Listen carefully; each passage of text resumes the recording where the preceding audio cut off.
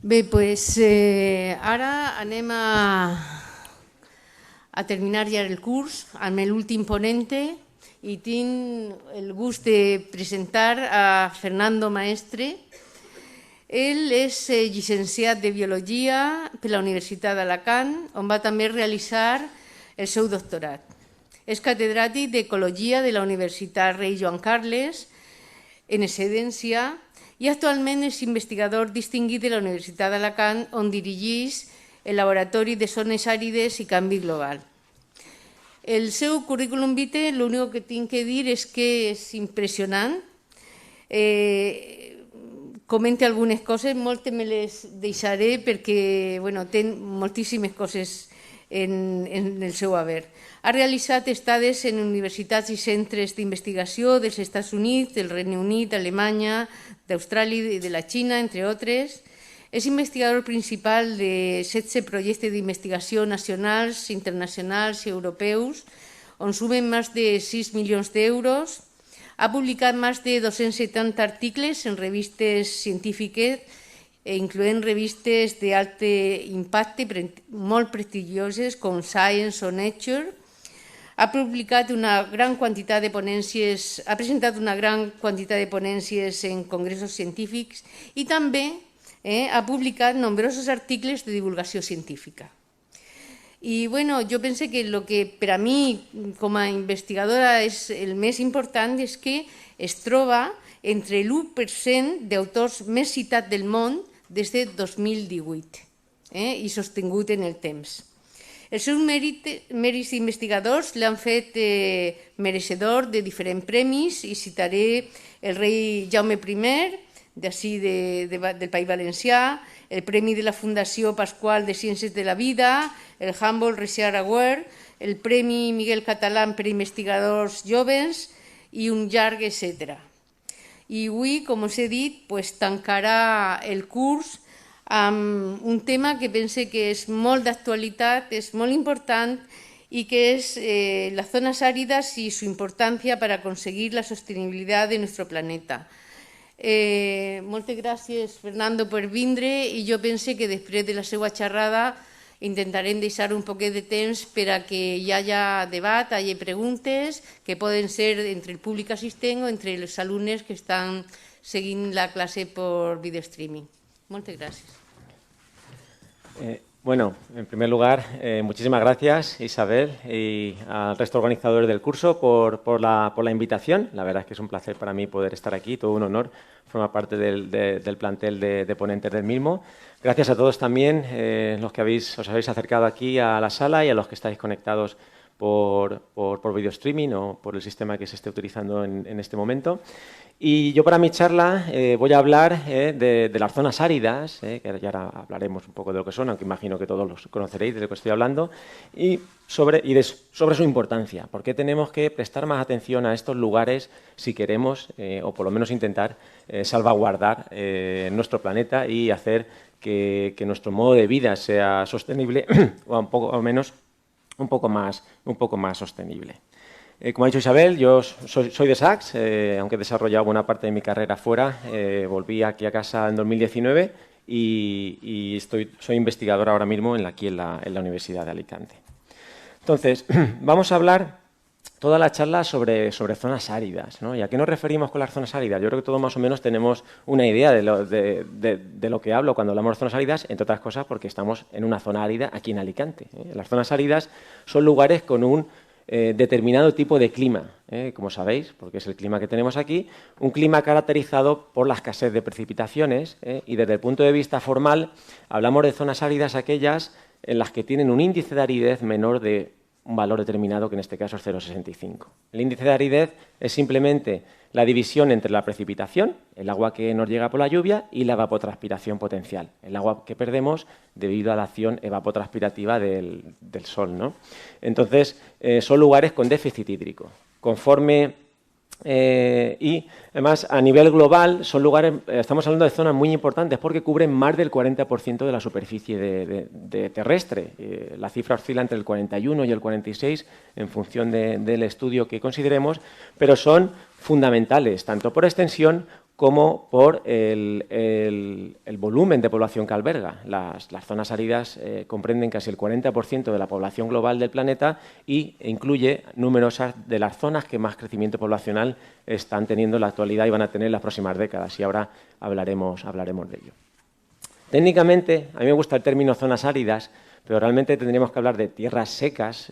Zonas áridas es la traducción que hacemos nosotros de la palabra, del vocablo inglés drylands, ¿no? Que es dry, seco, land, tierra, tierras secas. Pero a mí el concepto de tierra seco, árido también tiene sus connotaciones en castellano, pero en mi opinión seco es como es un poco más peyorativo, ¿no? Y uno de los problemas que ahora veremos que tienen las zonas áridas es que tradicionalmente las hemos considerado como lugares de poco valor, desde numerosos puntos de vista. Las zonas áridas, cuando hablamos de zonas áridas vamos a hablar en gradiente de aridez de los sitios más áridos, que son las zonas bajo clima hiperárido. Imaginemos el desierto del Sáhara o el desierto del Gobi, ¿no? Todos sabemos cuando hablan de un desierto, ¿no? Lo primero que nos viene a la cabeza, ¿no? Estos desiertos de dunas. Incluye las zonas áridas, que serían lugares como Marrakech, las zonas semiáridas, lugares como Alicante, y las zonas seco-subhúmedas, imaginemos, por ejemplo, buena parte de la provincia de Castellón, ¿no? Esto sería en un gradiente de mayor a menor aridez, que suele coincidir con un gradiente de menor a mayor precipitación, ¿eh? Entonces, claro, la primera imagen que nos suele venir cuando hablamos de zonas áridas, ¿no? Pues son estos lugares secos, con muy poca vegetación, con muy poca vida, lugares que muchas veces que tienen poco valor, ¿no? que tienen poca biodiversidad. Es la primera impresión, imagen que le viene a la mayoría de la gente, ¿no? Y de hecho los hemos tratado así siempre. Las pruebas nucleares, ¿dónde se han hecho? En los desiertos. Buena parte de los vertederos, ¿dónde echábamos nuestros residuos? En los desiertos, en lugares como estos. Pero nada más lejos de la realidad. Yo soy ecólogo, soy biólogo, y las zonas áridas son lugares fascinantes desde el punto de vista de la biología, desde el punto de vista de la evolución de los organismos, de la diversidad, la biodiversidad que albergan. Vamos a encontrar lugares en los que, obviamente, debido a la escasez de precipitaciones, no tendremos grandes bosques, no tenemos un gran desarrollo de la vegetación no suele cubrir todo el suelo disponible, pues al igual que ocurre, sería un poco como la antítesis, ¿no? De lugares muy lluviosos como la selva tropical o ecosistemas templados, ¿no? Pero son lugares que tienen una gran biodiversidad, una gran cantidad de vida. Precisamente por las condiciones climáticas tan particulares que tienen, pues los organismos han desarrollado numerosas adaptaciones para poder sobrevivir en estos entornos. Y eso ha hecho que sean lugares que, evolutivamente hablando, presentan numerosas formas de vida. Por ejemplo, en este mapa se muestran para las regiones áridas del mundo la diversidad de especies que tienen. O sea, algunos de los principales focos de diversidad de plantas del mundo los tenemos en lugares áridas. Por ejemplo, la zona de la Caatinga en Brasil, la cuenca mediterránea o los ecosistemas de Finnmark de Sudáfrica. Tenemos una inmensa diversidad de plantas, en este caso, pero también de otros animales y otros organismos en las zonas áridas.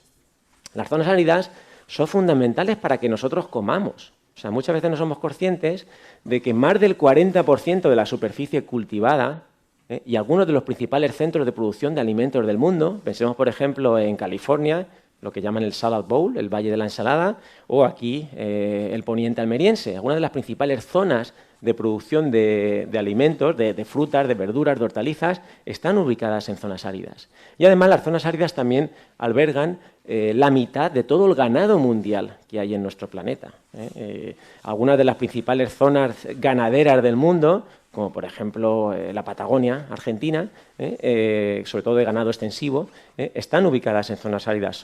En buena medida comemos gracias a la agricultura que se produce en estos lugares. También son muy importantes desde el punto de vista socioeconómico, obviamente, y desde el punto de vista demográfico, ¿no? Decía anteriormente que las zonas áridas incluyen, o dicho de otra manera, algunas de las poblaciones, como sabéis, las poblaciones humanas a nivel global sigue aumentando la tasa de crecimiento poblacional a nivel global y se estima que va a seguir haciéndolo durante todo este siglo, aunque ya se está ralentizando, y eso es debido, cuando se analiza por regiones, obviamente en lugares como Europa, como en Norteamérica, incluso en Asia también, ya la natalidad, la tasa de crecimiento poblacional está disminuyendo. Sin embargo, en África, sobre todo, todavía se mantiene a un ritmo de crecimiento muy elevado. Y eso es debido a lugares como la África subsahariana, que presenta tasas de crecimiento poblacional superiores en algunos casos al 300%. O sea, hay países como Nigeria que están duplicando su población. Hablamos de países que hoy en día pueden tener, no sé la cantidad exacta de Nigeria, igual me equivoco, pero creo que ronda los 150 millones de personas.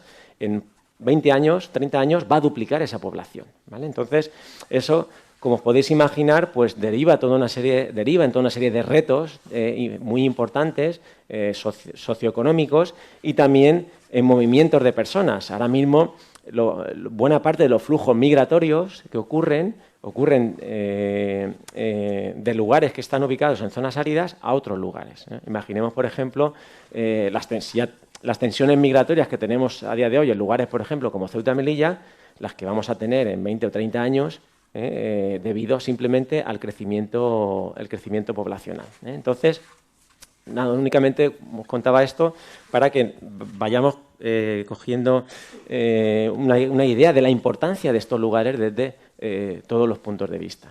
Y las zonas áridas son importantes a día de hoy, pero van a serlo todavía más en el futuro debido al cambio climático en el que estamos inmersos. Os he mencionado al principio de mi intervención que el criterio básico que utilizamos para definir si una zona es árida o no es este índice de aridez, ¿no? Este índice climático que deriva de la división entre la precipitación y la evapotranspiración. Pues debido al cambio climático, como sabéis, no os cuento nada nuevo, la temperatura está aumentando, y bueno, Isabel, que es física, lo sabe mucho mejor que yo, aumenta la temperatura, aumenta la evapotranspiración.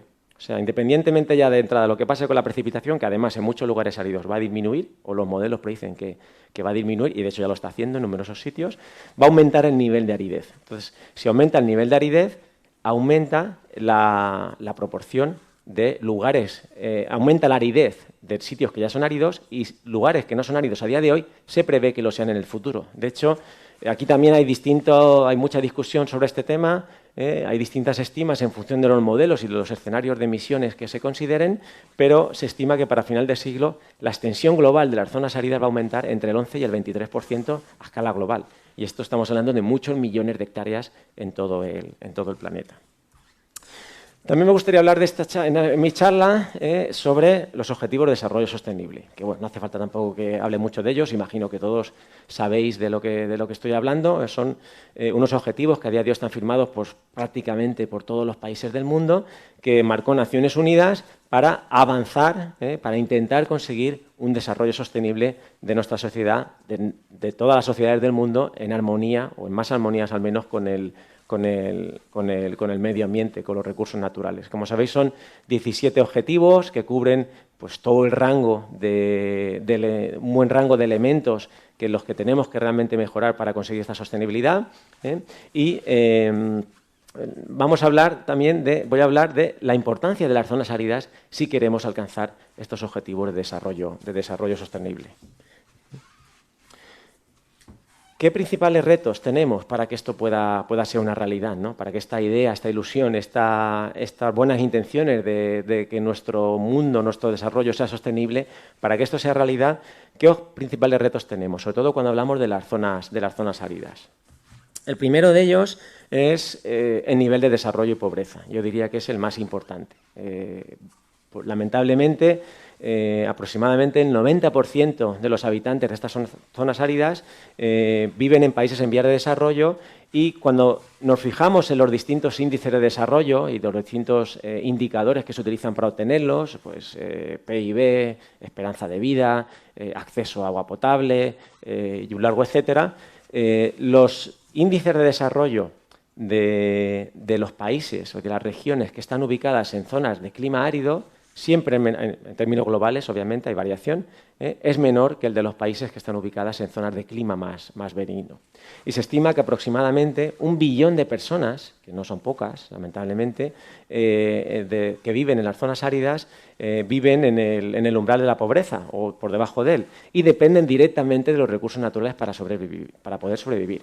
Eso es algo que a nosotros muchas veces nos suena un poco raro, ¿no? Porque nosotros queremos comida, vamos al supermercado y la compramos. Necesitamos agua, abrimos el grifo y la tenemos. Pero a nivel global, más de 1 billón de personas dependen de si cultiva la tierra, que ese año tengan agua para que puedan tener cosechas para comer, de que el ganado que tengan pueda tener pasto para que no se muera y ellos puedan tener leche y puedan tener carne y puedan tener otros recursos económicos para poder sobrevivir. Entonces, este es un aspecto fundamental cuando abordamos el desarrollo de las zonas áridas.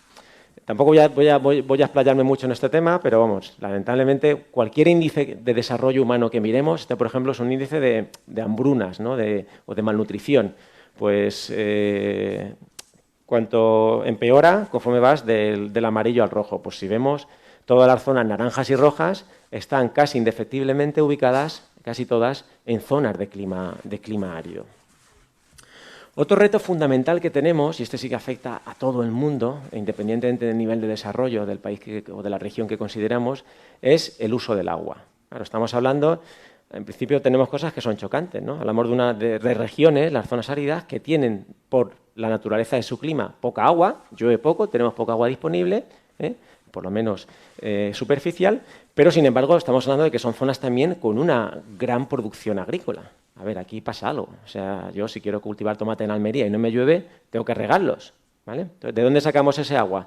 Tradicionalmente la hemos sacado de los acuíferos, de las aguas subterráneas. Entonces, esto era algo que hace 100 años pues era muy difícil extraer agua de un acuífero, por así decirlo, en cantidades industriales. Pues ¿no? Nuestros antepasados pues hacían pozos para su consumo normal, pero conforme mejoraba nuestra capacidad de perforar, hemos tenido acceso a un mayor volumen de agua subterránea y hemos utilizado ese agua para irrigar. De hecho, si miramos la cantidad, las estimas que hay, que estos valores oficiales que tenemos siempre no se sabe cuánto por debajo, pero siempre son menores que las estimas de extracción reales, vamos a ver cómo algunos de los lugares donde más agua se utiliza en agricultura del mundo están ubicados en zonas áridas. Nuestro país también destaca, el norte de África, buena parte de la India, Australia, que prácticamente toda la isla continente está ubicada en zona de clima árido. Pensemos en Argentina, por ejemplo, también, donde buena parte del país lo está. Estados Unidos, que bueno, como país es muy grande, pero las principales zonas de producción agrícola, muchas de ellas están ubicadas en zonas áridas y se mantienen con el regadío. Entonces, esto es un reto importante. ¿Por qué? Porque toda esta extracción continuada de agua y sin control, lo que está haciendo es que se degraden los acuíferos que nos sostienen. De hecho, nosotros bebemos agua por los acuíferos. Aquí en Alicante, de hecho, llegaron las aguas de Sacs. Las primeras aguas que llegaron a Alicante vinieron de Sacs. Y de hecho, hace poco vi, no recuerdo qué plaza, por ahí cerca del centro, que hay una placa en recuerdo a esa llegada de las aguas de Sacs a Alicante. Aguas que venían de acuíferos. Entonces, claro, toda esta extracción lo que está haciendo es que los acuíferos se estén degradando. Si vemos el estado de las masas de agua subterráneas que están mapeadas a nivel global, el estado empeora en rojo muy mal, en verde muy bien, pues casi indefectiblemente casi todos los acuíferos que se encuentran en mal o muy mal estado los vamos a encontrar en zonas áridas. ¿Por qué? Porque precisamente si llueve poco, la tasa de recarga natural del acuífero será lenta, ¿no? será muy poca. O en algunos sitios prácticamente, por ejemplo, pensemos en el desierto de Arabia Saudí, es un agua fósil, porque es un agua que son acuíferos que se recargaron hace miles de años y que ya no se van a volver a recargar nunca porque no llueve ya a día de hoy. Entonces, si extraemos mucha agua y llueve poco, se recarga poco, pues obviamente los acuíferos los vamos vaciando, vamos empeorando el estado de esa masa de agua que es fundamental para nosotros. Y voy a poner un ejemplo también paradigmático de cómo el uso del mesurado del agua que estamos haciendo en zonas áridas pues está haciendo desaparecer acuíferos y sistemas económicos enteros. Este es un ejemplo muy ilustrativo, también particular, que es el de Arabia Saudí. Esto lo podéis ver ahora en Google Earth. Si tú te pones a dar una vuelta por Google Earth, por el desierto, vas a ver estas manchas verdes en medio del desierto. ¿Qué dices, esto qué es? O sea, y esto es, en Arabia Saudí, al igual que en Middle East, en Oriente Medio, hay grandes acuíferos, como digo, de agua fósil, que se llenaron hace miles de años, pero que son acuíferos, estamos hablando de acuíferos inmensos. Y claro, lo que ocurrió después de la crisis del petróleo de los 70 es que Arabia Saudí planteó diversificar su economía. Y no sé a quién se le tuvo la idea, la verdad es que eso sí que en esa historia no indaga mucho, pero una de las cosas que hizo el país fue intentar ser autosuficiente en la producción de alimentos. Un país como Arabia Saudí, que prácticamente no tiene lugares cultivables, no es que no sean cultivables lugares, que no tienen agua para cultivar de manera natural, importaba toda su comida. Entonces, plantearon empezar a cultivar grano y desarrollar su industria lechera. De eso se trajeron un montón de vacas lecheras de Holanda, se las trajeron al desierto y ahora desarrollaron una industria de productos lácteos muy potente. Pero claro, Si tú coges una vaca lechera de la raza holandesa de esta y la llevas al desierto, para empezar, para que la vaca no se muera, tienes que darle, se estima, unos 70 litros de agua al día solo para refrescarla. Más luego, obviamente, todo el agua que consumes para producir grano para alimentar a esas vacas. Entonces, lo que ocurrió fue algo, vamos, es inaudito. O sea, el país pasó de no producir nada de, en este caso, trigo, de cereal, a ser uno de los principales productores del mundo. ¿Qué ocurrió? Que el sistema colapsó. Colapsó cuando, claro, para producir cereal tenían que bombear agua, todo el agua de los acuíferos. El sistema colapsó cuando los acuíferos se agotaron. Se agotaron los acuíferos, se agotó la producción y, claro, y empezaron a importar. Claro, o sea, obviamente un país como Arabia Saudí lo puede hacer porque tiene dinero, bueno, pues si no puedo cultivar yo, lo compro. Pero en otros países que no tienen tanta suerte, cuando esquilmas tus recursos propios, en este caso los acuíferos, pues el sistema económico colapsa. Y la cantidad de agua que han gastado, bueno, no se estima muy bien porque además los saudíes no dan mucha información al respecto, pero hablamos de miles y miles y miles y miles de kilómetros cúbicos de agua, un volumen de agua inmenso. Y de hecho esto se puede ver desde el espacio. A ver si se ve, yo creo que sí que va a funcionar el vídeo este. A ver. Ah, sí. Pues esto es un vídeo hecho con Google Earth de esta problemática que os comento. Vamos a Arabia Saudí. ¡Pam! A este lugar. Este es un lugar muy interesante. Es un borde entre acuíferos. Podéis ver que las manchas se van expandiendo, y conforme el acuífero se va gastando, empiezan a aparecer las manchas aquí. O sea, que saltan de un acuífero a otro. Cuando este acuífero se gaste, pues irán a otro. Y cuando ya no quede más acuíferos, pues se irán a explotar acuíferos a otros lugares del mundo, ¿vale? Pero esto es claramente un ejemplo de un uso insostenible del agua. Pero aquí, lamentablemente, tampoco nos andamos a la zaga. También otro problema asociado con el uso del agua es ya, en términos genéricos, el del despilfarro de la comida, ¿vale?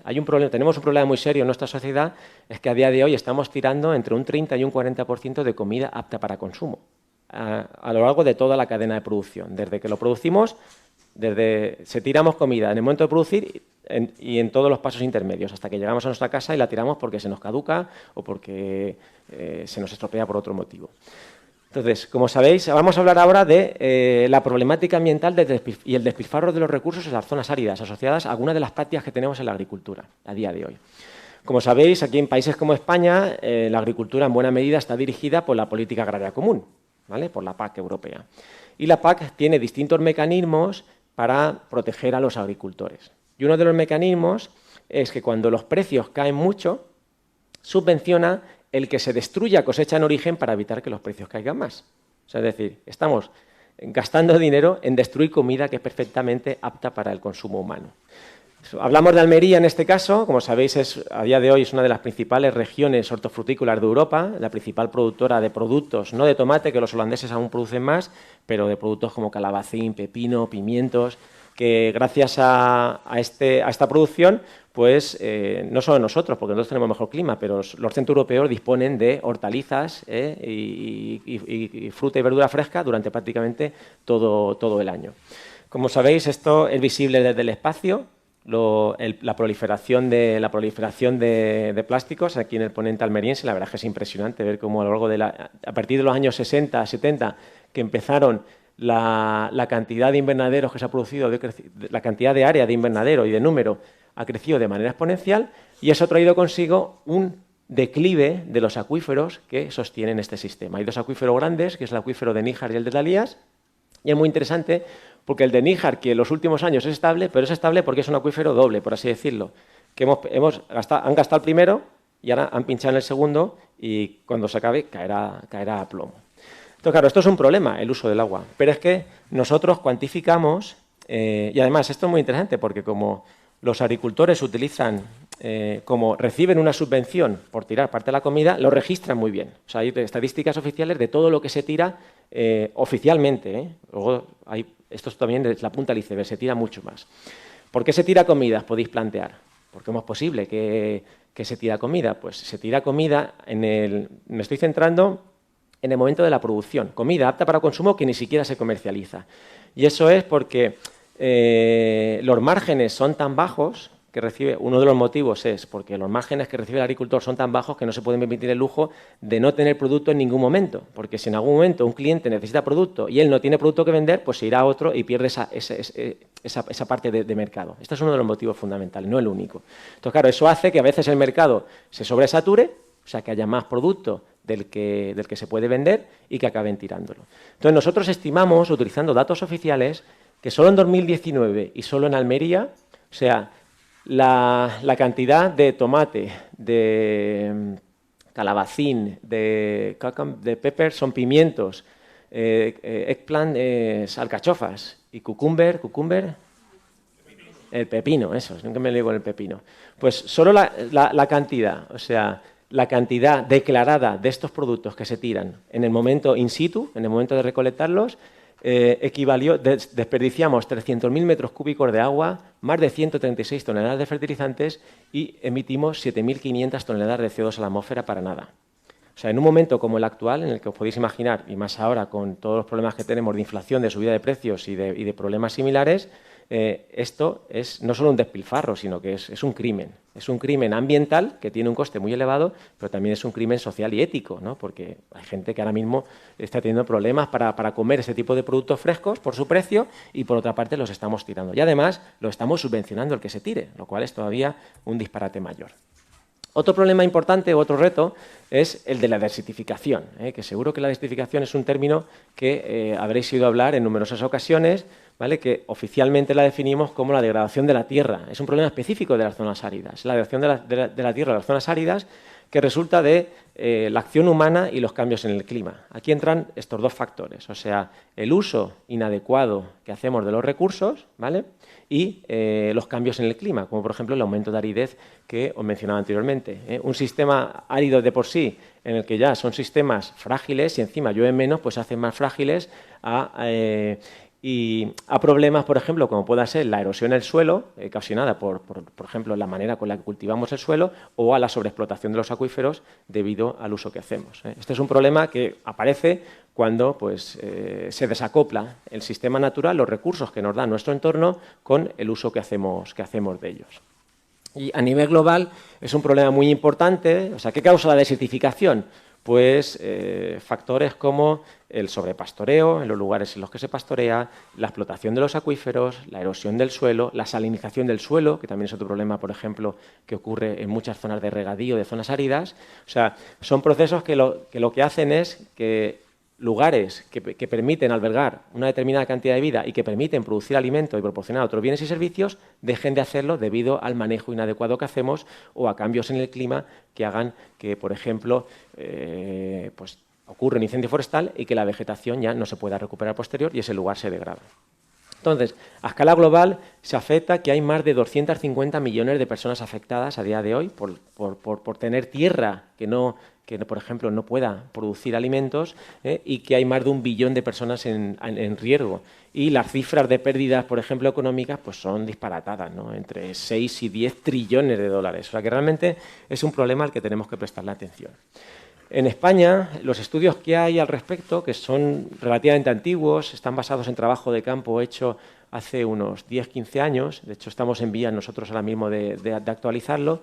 En España se estima que el 20% del territorio se ha degradado en el pasado, debido a cosas que hemos hecho, por ejemplo, como la deforestación, en la época de la Armada Invencible, ¿no? Que deforestamos grandes partes de nuestro país para producir barcos, o episodios puntuales, por ejemplo, como el boom de la minería en Almería, ¿no? Por ejemplo, en la Sierra de Gádor, a finales del siglo XIX, principios del XX, hubo un boom de la minería, descubrieron mineral allí, y para quemar el mineral, para extraer los minerales que les interesaban, pues utilizaron toda la madera, deforestaron todas las sierras, y esas sierras ya no se han vuelto a recuperar. O sea, eso es un ejemplo de degradación que ocurre en el pasado.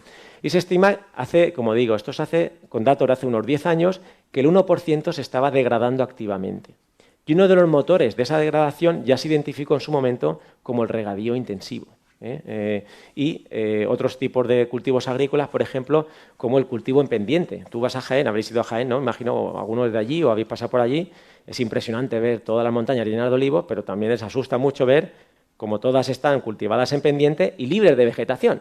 Cuando llega una lluvia torrencial, os habéis pasado por allí, pues claro, el agua, ya veis cómo bajan los barrancos, marrones, llenos de cargados de sedimento, porque ese suelo se está perdiendo. Algo que tarda siglos en producirse, como es el suelo, lo estamos perdiendo en una lluvia torrencial por la manera con la que estamos cultivando, en este caso, el olivo, ¿vale?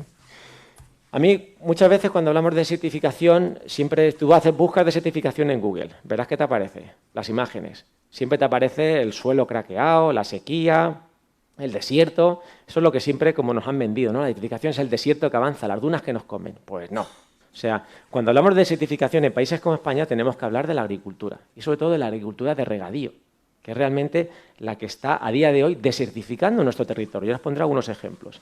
Hay un caso paradigmático del regadío que es el cultivo del olivo, ¿vale? Como sabéis, el olivo es un cultivo tradicional mediterráneo, que es tradicional precisamente en la provincia de Alicante, el cultivo tradicional, pues la vid, la uva, el vino, el olivo y el almendro. ¿Por qué? Porque son cultivos de secano, no necesitan que nosotros los reguemos para que produzcan. Pero claro, el olivo, la vid y el almendro son plantas. Una planta, si tú la riegas, pues obviamente hace más fotosíntesis y si tiene nutrientes crece más y produce más. Pues claro, no hay que ser muy listo para darse cuenta de que si tú al olivo lo riegas, el olivo produce más. Entonces, en los últimos años en España ha habido un boom, un verdadero boom, debido a que el precio del aceite de oliva estaba relativamente alto, o sea, era bastante provechoso para los agricultores, y al desarrollo de nuevas variedades de olivos superproductivas, que ahora se cultiva en muchos sitios el olivo en lo que se llama cultivo superintensivo, que se cultiva el olivo como se cultivan las parras, la vid, o sea, son variedades arbustivas, se cultivan en cultivos así como en seto, muy mecanizados, o sea, ya no son antiguamente, eso, yo de pequeño alguna vez me he ido a varear los olivos, que es un trabajo inhumano, o sea, pegarle ahí con una vara para que caiga la oliva y luego recogerlas del suelo, o sea, es un trabajo muy duro. O sea, imaginamos hacer esto en Jaén, o sea, con la que cae allí. Pues ahora no. Con esta variedad son grandes tractores elevados los que menean los árboles y recogen automáticamente la oliva. Entonces, claro, es un cultivo muy provechoso. Y si miramos, pero además es un cultivo que tiene un impacto en el paisaje muy importante, pues claro, para que funcione bien tienen que ser territorios planos, con muy poca pendiente y que esté todo perfectamente recto y alineado, con lo cual en muchos sitios implica pues, la roturación de tierras, la alineación, etcétera. Pero lo que es fundamental es el efecto que tiene en el consumo de agua, porque claro, estos cultivos para que sean productivos los tienes que regar y los tienes que fertilizar mucho. Y miremos, por ejemplo, solo en Andalucía, por un ejemplo, la evolución de cultivo en regadío, del olivo en regadío. Miremos en Jaén, que es el principal productor del mundo de aceite. O sea, ha sido un crecimiento exponencial en las últimas décadas. ¿Qué consecuencias está trayendo esto? Pues que el territorio se está desertificando y este verano lo estamos viendo. O sea, por primera vez en 30 años, Doñana no tiene ninguna superficie de agua permanente. O sea, ya no queda ninguna charca, ninguna laguna. O sea, en Doñana, que es el parque nacional y una de las joyas de la corona de la naturaleza europea, no solo española. ¿Por qué se ha secado Doñana? Si la gente dice cambio climático, obviamente el cambio climático no ayuda. Estamos en una época ahora mismo de sequía, aunque aquí en Alicante nos hemos escapado por el mes de marzo tan lluvioso que tuvimos, pero el resto de España está en una sequía muy importante. Pero fundamentalmente debido a las extracciones de agua de los cultivos de fresa que bordean al parque y de las grandes urbanizaciones que hay en la zona de Matalascañas. Pero no solo Doñana, el caso de Almería, con el caso del olivo, la Axarquía en Málaga, que está ocurriendo exactamente lo mismo, por el cultivo, en este caso, de frutos tropicales. Claro, nos ponemos a cultivar mangos, aguacates y otras frutas exóticas que requieren una gran cantidad de agua, pues eso está haciendo que directamente, en este caso, los pantanos y los acuíferos se esquilmen. O sea, y tenemos un problema muy serio con el uso del agua, porque a día de hoy es el principal motor de la desertificación en España. O sea, que cuando os digan desertificación y os ponga la foto del desierto, diréis, no, me tienes que poner una foto de los invernaderos o de cultivos en regadío, porque este es el principal motor de la desertificación. Y ya para ir acabando con esta parte, obviamente, pues si al cóctel de problemas que tenemos en las zonas áridas le sumamos uno que lo sufrimos en todo el mundo, pero que lo sufrimos especialmente en las zonas áridas, que es el cambio climático. De hecho, lugares como donde nos encontramos nosotros, aquí en Alicante, o en general la cuenca mediterránea, es uno de los, como dicen en inglés, hotspots, de los puntos calientes del cambio climático. De hecho, hace poco, esta última semana, salió un nuevo estudio que apunta que la región está del Middle East, o sea, prácticamente la cuenca mediterránea, para final de siglo las temperaturas casi sí o sí van a aumentar unos 5 grados. O sea, imaginemos el verano que hemos pasado, pues es que este verano que hemos pasado, como digo yo, es un tráiler de la película que nos está por venir. O sea, es que a partir de ahora vamos a tener veranos, o sea, van a ser más frecuentes los veranos como este que lo que siempre hemos considerado como un verano normal. O sea, que esto cuando algún político dice, no, en verano siempre ha hecho calor, sí, pero no este tipo de calor. Tengo un amigo en Córdoba que me decía que en este mes de julio, por primera vez desde que hay registros, han estado más de 20 días seguidos con temperaturas máximas de más de 40 grados. Me hace falta que digamos, o sea, al año que viene, cuando cuando gente dice, no, es que hace calor, te metes en un centro comercial y se te pasa con el aire acondicionado. Bueno, veamos el año que viene las cifras de mortalidad en verano y las comparemos de este año y las comparamos con el anterior. O sea, pensemos en ya no solo desde el punto de vista ambiental, de consumo de agua, de mayor evaporación, de problemas para la vegetación, los incendios forestales como los que hemos tenido terribles este año en la Comunidad Valenciana, pero pensemos en la salud de las personas. O sea, la incidencia de los golpes de calor, de las personas con problemas respiratorios, de las personas mayores. El cuerpo humano, cuando la temperatura es muy alta, nos cuesta mucho mantener la temperatura normal de funcionamiento y los golpes de calor no son ninguna broma. Y el número de muertes asociadas al calor está aumentando de manera exponencial debido al cambio climático. O sea, y además, si éramos pocos y parió la burra, como se dice en mi pueblo. No sé si esta expresión, no es muy culta, lo siento, pero se dice mucho en mi pueblo.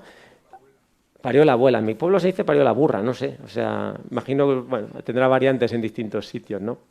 Pero a todo esto le sumamos pues que es que nos estamos quedando sin agua, literalmente. O sea, si vemos las proyecciones de escenarios de estrés climático, perdón, de estrés hídrico, de escasez de agua, estos son proyecciones para 2050, ¿vale? Conforme nos vayamos, o sea, aquí en blanco no hay problema, en naranja fuerte mucho problema. ¿Dónde vamos a tener mucho problema? En las zonas áridas y en lugares como donde estamos nosotros aquí en Alicante.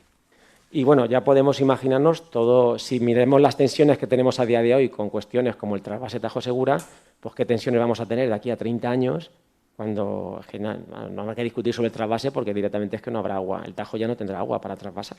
O sea, que es un tema realmente importante. Pero bueno, vamos a ver, no nos podemos ir de aquí con esta idea de que todo es un problema, de que apaga y vámonos. ¿Qué podemos hacer? Pues claro que podemos hacer algo, claro que podemos hacer un montón de cosas para, si no solucionar todos estos problemas, sí por lo menos minimizarlos, a todos los niveles. Entonces, bueno, ¿qué podemos hacer para intentar afrontar estos retos o estos retos principales que os he comentado hasta ahora? Obviamente, si hemos hablado de que uno de los principales retos es la pobreza y el nivel de desarrollo, pues este es un tema prioritario y fundamental que tenemos que abordar. Tenemos que invertir en el desarrollo de las personas. Obviamente, aquí el abanico de medidas que se pueden tomar es muy alto, obviamente son muchísimas, no tenemos tiempo de ponernos aquí a discutir, ¿no?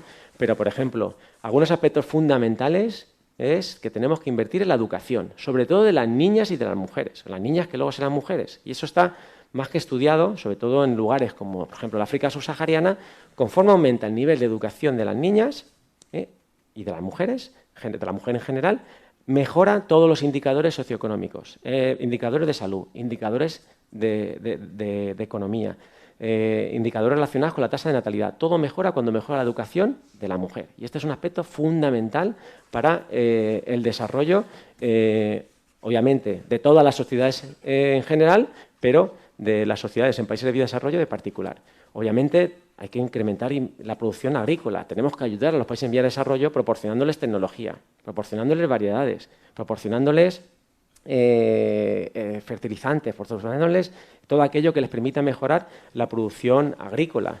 Y también, obviamente, dos aspectos que van de la mano, que son claves, que tenemos que mejorar la gobernanza, ¿vale?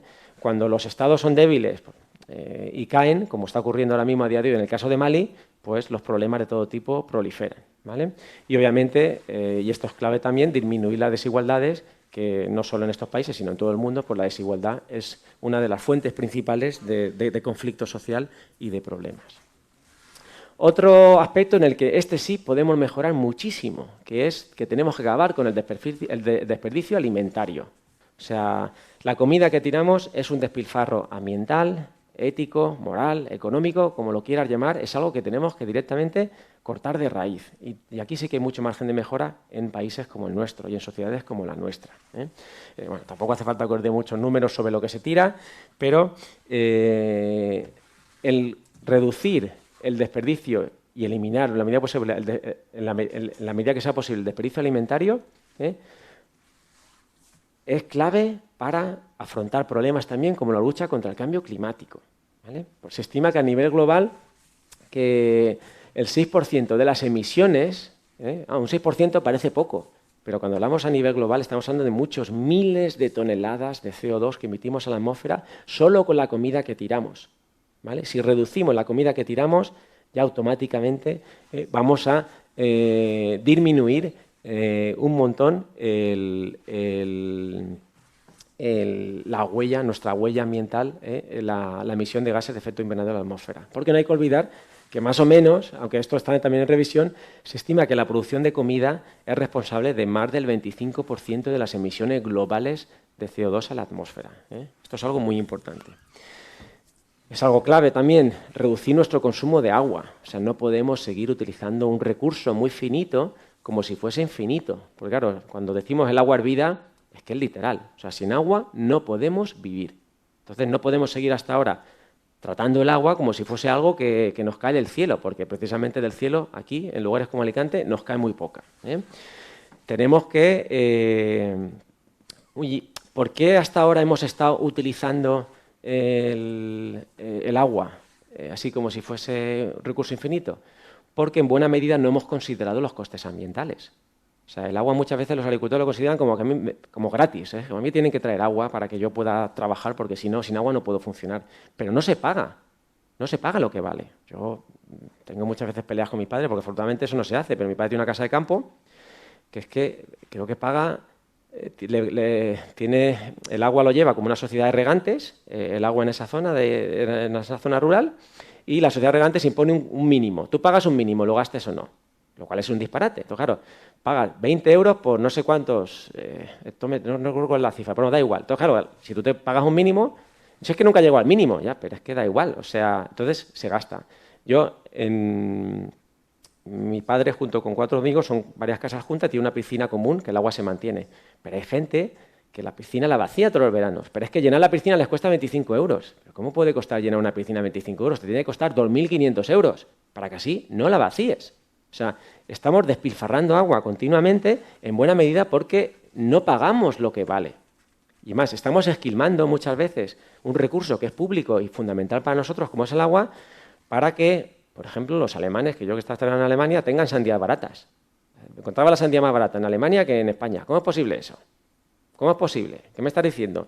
¿Que una sandía que cultivas en Almería y Murcia valga más cara en Alicante que en Leipzig? ¿Cómo se come eso? Eso es porque el coste real de transporte, el coste ambiental de la emisión que contamina, no lo están pagando los alemanes. Ni los alemanes ni nadie. Entonces, hay que empezar a considerar en el precio de los productos los costes ambientales. O sea, y es que es así. O sea, y esto va ligado a aumentar el beneficio que se queda a los agricultores. No puede ser que a un agricultor en Valencia, esta última campaña, le paguen a 7 céntimos el kilo y que tú vayas al Carrefour de naranja y que valga 1,50 € en el Carrefour. De 7 céntimos a 1,50 € hay un incremento de más de 1.000 por 1.000. ¿Quién se está quedando ese dinero? O sea, entonces, claro, no puede ser. Entonces, muchas veces los agricultores tienen que exprimir literalmente hasta la última gota de agua para poder cubrir costes y sobrevivir. Y los intermediarios se lo están llevando todo. O sea, eso no puede ser. Y también en países como España hay que poner ya encima de la mesa, y esto me van a nombrar persona non grata en Alicante por decir esto, hay que limitar y recortar la superficie de regadío. Ya está. O sea, aquí no se trata de discutir si el trasvase es una cuestión política, de ir en contra de nadie. No. O sea, yo no quiero... ¿Es que vas en contra de la agricultura? No. O sea, yo quiero que se cultive, que la agricultura sea un motor económico hoy y fuente de riqueza y prosperidad hoy y dentro de 40 años. ¿De qué te sirve explotar la agricultura a tope 5 años si dentro de 10 años te quedas sin agua? O si... A ver, quedarnos sin agua aquí, eso tampoco va a ocurrir, pero claro, lo que tenemos que empezar es utilizar agua desalada, que es más cara. Entonces, ¿qué es el problema? El agua desalada, los agricultores no la quieren porque no la pueden pagar, porque todos no son competitivos. ¿Ya? Pero entonces tienes que plantearte tu modelo de negocio. Pues claro, no te creas que los alemanes te van a comprar a ti la sandía porque es que me cuesta más, ¿no? Si los alemanes van a seguir comprando baratos, cuando ya no compren aquí, la comprarán en Marruecos, cuando la comprarán en Senegal o la comprarán donde sea. Porque una vez que tú acostumbras a la gente con pagar barato por algo, como le suba el precio, no lo compran.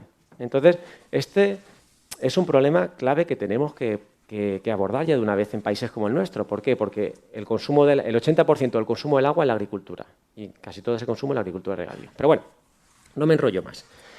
Otro aspecto muy importante, y aquí ya un poco, hasta ahora no he dicho nada de nuestra investigación, y es la biodiversidad. O sea, tenemos también que conservar la biodiversidad que nos queda. O sea, nosotros, y esto sí que nosotros en nuestro grupo, una línea de investigación muy importante que hemos seguido a lo largo de los años es evaluar cuál es el papel de la diversidad de organismos que tenemos en nuestros sistemas, de la diversidad de plantas, de la diversidad de microorganismos del suelo, de la diversidad de animales, de la diversidad de estos seres fascinantes que lamentablemente los pisamos y los ignoramos, como son los líquenes y los musgos, que aquí en estos territorios áridos son muy importantes, y hemos visto que independientemente de dónde estés, lo mires aquí en Alicante, lo mires en la Patagonia, lo mires en Mongolia, lo mires en Estados Unidos, aquellos sitios más diversos, que tienen más biodiversidad, en general están mejor. O sea, son capaces de fijar más carbono de la atmósfera, los suelos son más fértiles, producen, la vegetación crece mejor. O sea, que conservar la diversidad, la diversidad biológica hace muchas cosas por nosotros de manera altruista y gratuita. O sea que un aspecto fundamental es conservarla. Eso también nos va a ayudar a luchar contra el cambio climático, a mantener la fertilidad de nuestros suelos y a conseguir distintos objetivos de desarrollo sostenible. Obviamente, el cambio climático es uno de los principales retos que tenemos a día de hoy y tenemos que luchar contra el cambio climático en todos sus frentes. O sea, tenemos que descarbonizar nuestro estilo de vida. Y esto es muy, como estamos viendo estos días, muy complicado, ¿vale? Pero bueno, aquí hay muchas cosas que podemos hacer. Aquellos que podemos, tenemos un tejado, ponernos placas solares, coger el tren, que además es gratis. Yo vengo de SAS en tren todos los días y voy a estar 3 meses viajando gratis. Así que lo siento por lo que pague gasolina, pero coger más el tren, ¿vale? Tenemos que coger menos el coche. Siempre que podamos desplazarnos en tren, mejor que en avión. O sea, y mejorar nuestros hábitos alimentarios, que es bueno para nuestra salud y bueno para nuestro planeta. Tenemos que reducir nuestro consumo de carne, sobre todo de carne roja. El problema no se trata de que todos nos volvamos vegetarianos, pero en países como el nuestro y en sociedades como la nuestra consumimos carne en exceso, lo cual no es bueno para nuestra salud, todos los problemas cardiovasculares o algo que es tan tradicional como el embutido, sabemos que es cancerígeno a concentraciones muy elevadas, ¿vale? Entonces, reducir nuestro consumo de carne va a mejorar nuestra salud y va a reducir drásticamente las emisiones de gases de efecto invernadero asociadas a la producción de alimentos. Se estima, de hecho, o sea, a día de hoy, bueno, tampoco voy a entrar en muchos detalles, pero a día de hoy, o sea, más o menos si seguimos como hasta ahora, se estima que seguiremos emitiendo entre 2020 y 2100 1.365 billones de toneladas de CO2, o sea, gigatoneladas. Yo estas cifras, la verdad es que se me escapan. Entonces, si utilizamos variedades de alto rendimiento, si disminuimos la comida que tiramos a la mitad, o sea, fijamos, solo reduciendo la comida que tiramos a la mitad, ya estaríamos reduciendo un 30% de estas emisiones. Fijaros esto qué fácil que es. O sea, solo haciendo esto no implica irte a una cueva a vivir. O sea, solo evitando tirar tanta comida, la mitad. No digo tirarla del todo, ¿vale? Dejar de comer comida basura. O sea, porque además se da la casualidad de que muchas veces la comida procesada es insalubre, es mala para nuestra salud y es mala para nuestro planeta. O sea, yo tengo la afición, aunque ya en mi casa me han dejado un caso perdido, que muchos días cuando tengo un hueco me voy a coger basura, que lamentablemente esa es una tarea sin fin. Y la basura que recoges, en el 90% es comida insalubre. Latas de refrescos, alcohol, bolsas de pipas, de papas, de comida insalubre. O sea, es lo que llaman las calorías vacías. O sea, comidas muy calóricas, con mucha sal, con mucho azúcar, que nutricionalmente tienen un valor muy bajo. Pues simplemente si fuésemos capaces de cambiar, no digo dejar de comer, cambiar esas calorías, en vez de comerte una bolsa de papas, comerte una manzana, que es bueno para ti y es muy bueno para el planeta. Si hiciésemos eso, podríamos conseguir un 30% de reducción, ¿vale? Si cambiásemos el cómo cultivamos, por ejemplo, dejando cubiertas verdes en los olivares. Ahora mismo hay un movimiento muy interesante que cada vez más agricultores dejan la cubierta verde en el olivar, es decir, no lo roturan. O sea, se está visto que no solo están mejorando la biodiversidad de esos agroecosistemas, no solo se reduce la erosión, sino que además los árboles son más productivos. ¿Por qué? Porque cuando llueve el agua no se pierde, el agua se infiltra. La vegetación hace de sombra, evita que se pierda agua por evaporación. Es un win-win. O sea, pues si hiciésemos prácticas como esa, reduciríamos el 40%. Bueno, y podemos seguir así. Y, por ejemplo, una cosa fundamental, cambiar hacia una dieta rica en vegetales. No hablamos de hacernos vegetarianos, Simplemente comer más legumbres, comer más fruta, comer más verdura y comer menos carne. Lo que llaman ahora la dieta flexitariana, ¿vale? Comer más pescado también, o sea, en vez de carne. Pues ya reduciríamos el 50%. O sea, que estamos hablando que con cambios en la manera como comemos y cómo producimos comida podríamos casi eliminar en la totalidad todo este CO2. Y de hecho, en algunos escenarios incluso tendríamos balance negativo. Es decir, porque fijaríamos más carbono del que emitimos, por ejemplo, si dejamos las cubiertas vegetales en los olivares, ¿vale? Bueno, y ya voy acabando. Y también es muy importante restaurar los ecosistemas degradados y conservar lo que nos queda, sobre todo el suelo. Es fundamental, el suelo es el soporte de la vida. Si perdemos el suelo, perdemos la capacidad de que la vegetación crezca en él. Y nuestra comida no cae del cielo, nuestra comida viene del suelo. Si perdemos el suelo, lo perdemos todo, eso es fundamental. Esta semana, estos días en Alicante, de hecho vengo de allí, se está celebrando la reunión de la Sociedad de Restauración Ecológica Europea, o sea, que es la ciencia que estudia cómo restaurar aquellos ecosistemas naturales que se han degradado debido a nuestras actuaciones, debido a que hemos eliminado la vegetación, a que hemos hecho una mina, a que hemos pasado una carretera por encima. O sea, ¿veis cómo poder recuperar cuando se degradan los suelos y la vegetación de estos lugares? Y, por ejemplo, se estima que si consiguiésemos incrementar simplemente un 0,4% al año del contenido de carbono de nuestros suelos, a nivel global, mejoraríamos la capacidad de retención de agua en 37 billones de metros cúbicos, incrementaríamos la producción de los cultivos, o sea, reduciríamos hasta un 10% las emisiones de CO2 y esto proporcionaría más de 600 billones de dólares de beneficios en actuaciones de mitigación de carbono en 30 años. O sea, hay beneficios para todos. ¿Cómo podemos hacer esto? Incrementar el carbono orgánico de nuestros suelos. Por ejemplo, dejando los restos de cosecha en el suelo. Ahora mismo, ¿qué se hace en la mayor parte de casos con los restos de cosecha? Lamentablemente, ahora llega septiembre, llega la vid, ¿no? Ahora mismo estamos ya podando las vides. ¿Alguien tiene vides? ¿Vive en Novelda o...? ¿Qué hacéis con la poda? Vale.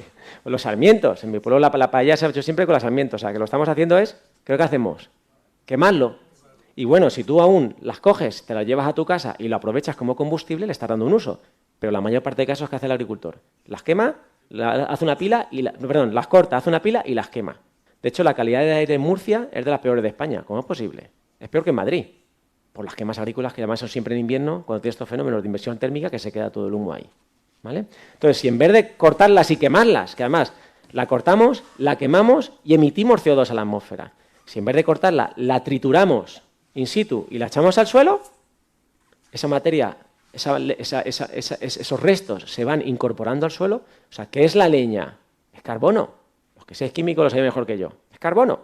Ese carbono se acaba reciclando, incorporando al suelo y evitamos las emisiones. Y además es un win-win. El suelo está protegido frente a la acción del sol, da sombra, disminuye la evaporación, disminuye la erosión, etcétera, etcétera, etcétera. Y así, pues con medidas, por ejemplo, como se está haciendo en la África subsahariana, de cuando plantan, hacen estas pequeñas rotulaciones para que cuando llueva el suelo se quede retenido, el agua, perdón, se quede retenida, con lo cual... Ahora están detrás de los incendios. He visto un programa que están recubriendo todo de paja. Claro. Para que el suelo se retenga y cuando llueve no haya, no haya erosión del suelo y las cenizas tampoco vayan a los ríos. Efectivamente. O sea que, pero yo quería decirte una cosa. Bueno, me parece muy bien, pero falta un detalle dentro de todo lo que has dicho. La polución lumínica. Estamos tirando al espacio una cantidad de vatios en energía inconmensurable. En la calle donde yo vivo, las farolas tienen 12 metros y debajo de las farolas hay árboles. Entonces, la acera está oscura porque están los árboles y las farolas están iluminando las copas de los árboles. Esa luz vuelve al cielo y se gasta la energía. Esto hay que decirlo en los ayuntamientos, hay que decirlo. Sí, sí, sí. Hay polígonos industriales vacíos donde no reside nadie por la noche, con una serie de farolas encendidas por todas partes. Hay carreteras con farolas que no hacen falta. Estamos tirando energía a punta pala. Sí, a ver, si ese es otro problema más. La lista de problemas Bueno, es y por interminable. supuesto, a los astrónomos nos impiden ver el cielo, claro. Ya. ¿Cuál es su problema? Perdona, si no os importa, que lo digo porque si no, si me queda muy poquito. Termino ya y ahora abrimos turno de debate y hablamos tranquilamente, ¿vale? Si no os importa. Es que si no, me da a mí que se nos va a hacer tarde. Y ya para acabar, ¿no? Por ejemplo, estamos hablando de la restauración de ecosistemas. Y este, por ejemplo, es un trabajo que hemos hecho recientemente. Estamos hablando de que tiramos todo. Tiramos comida, tiramos luz, tiramos energía. Y muchas veces, haciendo las cosas bien, lo hacemos mal porque acabamos tirando el dinero. Por ejemplo, ahora mismo a todos nos encantan los árboles, a mí primero. Pero claro, estamos hablando de que en las zonas áridas no hay mucha agua. Entonces, claro, de manera natural no hay muchos árboles. O de manera no hay tantos árboles como en otros sitios porque un árbol requiere más agua que una hierba y que un arbusto, ¿no? Entonces, ahora mismo hay un movimiento global muy fuerte, con muchísimo dinero encima de la mesa por parte de los países, para plantar árboles para luchar contra el cambio climático. Porque es una cosa como que nos gusta, nos encantan los árboles, plantamos árboles, luchamos contra el cambio climático, lo cual podemos seguir emitiendo. O sea, si yo planto un árbol que compensa las emisiones que yo hago, pues me quedo tranquilo, porque así no tengo que dejar de emitir, si el árbol ya me hace el trabajo por mí, ¿no? Entonces hay movimientos muy grandes y además en las zonas áridas, si planto árboles, lucho contra la desertificación, lo cual todos contentos. Pero claro, lo que está ocurriendo es que estamos plantando árboles en lugares que sabemos que no van a vivir, que se van a morir. Con lo cual, si hacemos eso, estamos tirando el dinero. Entonces, por ejemplo, nosotros lo que hemos hecho, que parece mentira que en pleno 2022 no existía un mapa fiable de la distribución de los bosques de las zonas áridas del mundo. Y es una cosa que, bueno, no entra en detalle, lo hemos hecho nosotros ahora utilizando análisis, inteligencia artificial, entre otras cosas. Entonces, hemos obtenido un mapa de las zonas áridas del mundo, de la distribución de los bosques, las zonas áridas del mundo y cómo, o sea, utilizando información, o sea, la idea es, hemos caracterizado qué rango de condiciones ambientales permite un árbol vivir en una zona árida, ¿vale? Y sabiendo eso, con modelo de inteligencia artificial y con Google Earth, hemos obtenido la extensión global de estos bosques. Pero además, hemos utilizado modelos de los que utiliza el IPCC. El IPCC, como sabéis, es el organismo de Naciones Unidas para que investiga y da informes, ¿no? Recopila toda la ciencia disponible para asesorar a los gobiernos sobre cómo luchar contra el cambio climático. Hemos utilizado estos escenarios para predecir en el futuro en qué zonas los bosques se van a mantener, van a desaparecer o van a aparecer bosques donde a día de hoy no hay, porque en algunos sitios también va a llover más con el futuro. Entonces, esta información es muy interesante porque, claro, a ver, un árbol, tú lo plantas hoy, pero el árbol la idea es que viva varias décadas. No tiene ningún sentido plantar árboles a día de hoy donde dentro de 30 años el clima va a impedir que ese árbol crezca o que se muera directamente. Entonces, esta información, y de hecho, por ejemplo, las estimas de nuestro estudio indican que a final de siglo el 40% de los bosques de Alicante va a desaparecer. Ojo, y no es que desaparezcan de la noche a la mañana, ¿no? Es que las condiciones para que se desarrolle un bosque el clima que vamos a tener en 40 años, al final del siglo, no es el clima que permite a los árboles vivir. Entonces, ¿qué va a ocurrir? Cuando tengamos un incendio, ese bosque ya no se va a regenerar. Muchos de los bosques que están vivos seguirán, porque ya los árboles tienen las raíces muy dentro y son capaces de captar agua de lo que quede de los acuíferos y demás. Pero esto es muy importante a la hora de planificar estas actuaciones de restauración, en este caso plantando bosques, y un ejemplo también de cómo la ciencia puede ayudar a resolver este tipo de problemas. Ya hablamos de que hay mucho dinero en juego. Pues nada, acabo aquí dando las gracias a todos por vuestra atención. De nuevo, las gracias a Isabel y los organizadores por la invitación. Y si tenéis cualquier pregunta, estaré más que encantado de responderla. Gracias.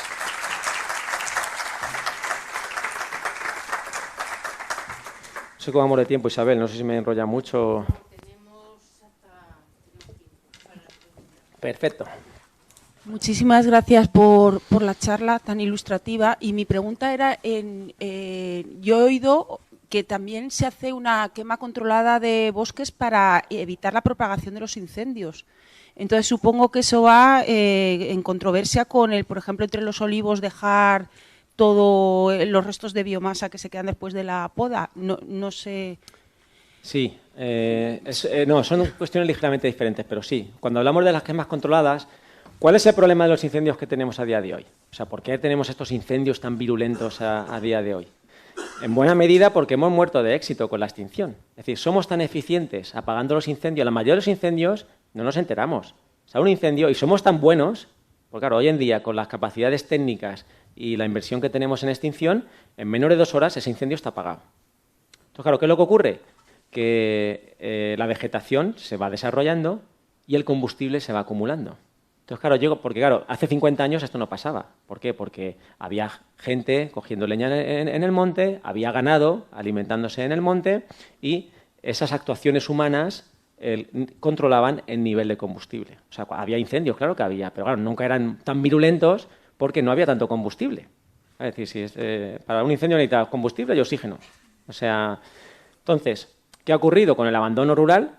Ya nadie trabaja el monte, nadie coge leña, es una actividad residual, ya no hay pastoreo, el pastoreo ahora mismo en España es una actividad residual, entonces claro, se va acumulando biomasa. Entonces, si esa biomasa,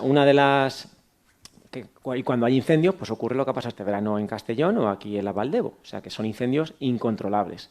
De hecho, estamos llegando se da el caso de que ya los incendios generan unos pirocúmulos propios, o sea, generan un microclima en el incendio que se generan nubes de tormenta dentro del incendio con rayos. O sea, es una locura. O sea, son incendios que no se pueden apagar.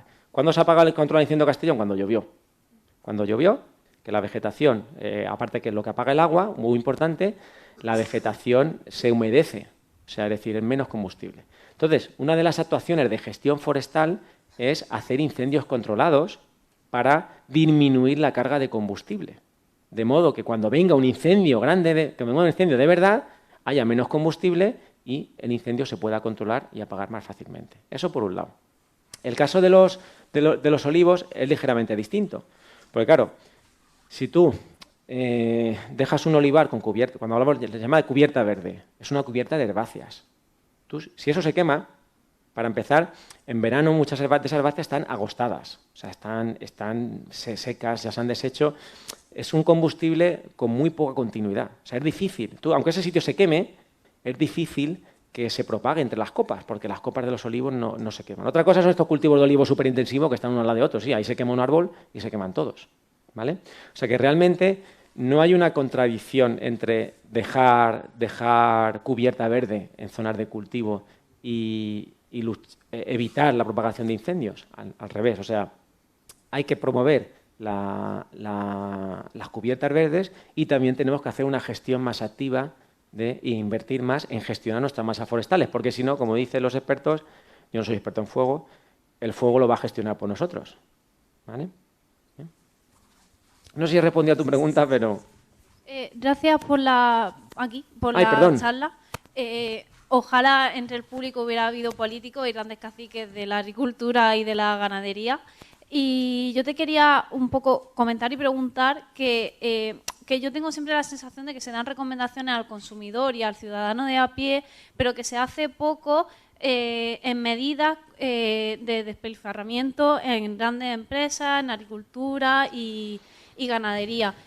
¿Cuál crees tú que es real el porcentaje de impacto que tenemos los consumidores? Porque yo lo pienso y, por ejemplo, yo no consumo en mi vida tanta agua como en comparación con el agricultor o con el ganadero que cría vacas. A ver, sí, hay que actuar a todos los frentes. O sea, todos somos importantes. Obviamente, para algunos problemas, unos actores son más importantes que otros. Obviamente, para el control del agua, la agricultura es clave. Es decir, si queremos ahorrar agua, nunca vamos a ahorrar agua en España si la agricultura no ahorra agua, porque se consume el 80% del agua total. Obviamente, si queremos atajar el problema de la escasez de agua en España, hay que abordarlo fundamentalmente desde la agricultura. ¿Vale? Claro, eso tampoco implica que nos pongamos ahí, como esto es de la agricultura, yo aquí me ducho 5 veces al día, ¿no? Me pego aquí un baño aquí con 300 litros de agua, ¿no? Obviamente, como digo yo, si muchas de las cosas que hay que hacer, hay que aplicar el sentido común. O sea, hay que ser conscientes de que vivimos en un lugar como Alicante, que es un lugar donde recursos como el agua son muy escasos y que tenemos que cuidarlos. O sea, yo también, mi mujer me lleva frito, bueno, ya me da un paso perdido, porque yo me ducho y dejo la bañera, todavía tenemos bañera, pero tenemos una niña pequeña que se baña, pongo el tapón y dejo el agua ahí hasta la siguiente ducha. Y me dice, ¿para qué dejas eso? Porque yo cuando en vez de tirar de la cadena, cuando hago pis, cojo el agua de la 8, y bueno, parece una tontería, pero llevo haciendo esto. Y luego, por ejemplo, me lavo las manos en la cocina y pongo un barreño. Y con ese agua riego. Parece una tontería, pero yo que ya llevo un año haciéndolo, me estoy fijando en las facturas y ya he recibido 1.000 litros de agua al trimestre, estoy consumiendo menos. O sea, tú imagínate, entiendo que esto es muy extremo y que no todo el mundo puede ponerse ahí, llenarse la bañera, ni ponerse el cubo ahí, ni entiendo que mucha gente no está dispuesta a hacerlo, ¿vale? Pues tú imagínate, si esto que hago yo lo hiciese el 20% de la población. ¿Tú sabes la cantidad de miles y miles y miles y miles de litros de agua que se ahorrarían? Entonces, nuestras acciones individuales, a nivel individual, puedes pensar que tu impacto es muy pequeño, pero si tú las calas, claro, tú imagínate, si ahora todos los que tienen, yo no lo hago, pero todas las personas que tienen costumbre de comerse una bolsa de papas de cuando en cuando, ¿tú sabes lo que, si esas personas en vez de comerse una bolsa de papas se comiesen una manzana? ¿Tú te imaginas lo bueno que sería para ellos, que es para todos, y para el medio ambiente? ¿Tú sabes la cantidad? Porque, claro, toda la comida procesada cuesta mucho de producir.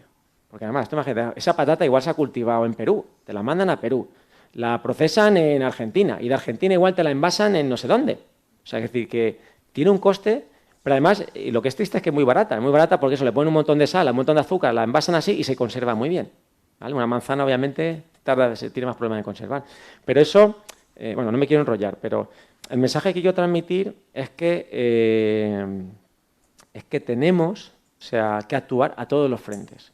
O sea, obviamente, en algunos aspectos, por ejemplo, la producción de energía.